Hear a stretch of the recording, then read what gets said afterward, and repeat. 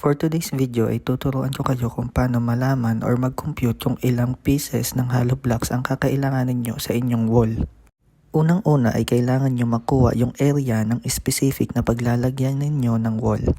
Let's say for example na meron kayong 4 meters width at 3 meters height na nagmula sa finished floor line hanggang sa bottom ng beam. Sa pagkuha ng area ay kailangan mo lang i-multiply yung dalawang numbers.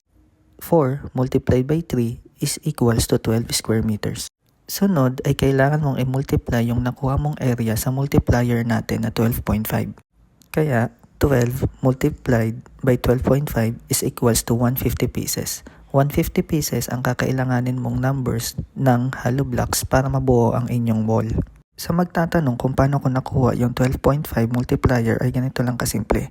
Ang isang concrete hollow blocks ay mayroong dimension na 400mm at 200mm.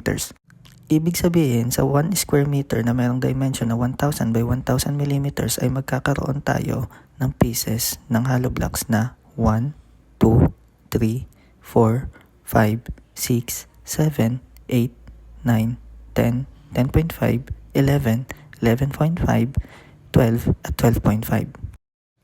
Thank you for watching at kung may natutunan ka, follow mo ko.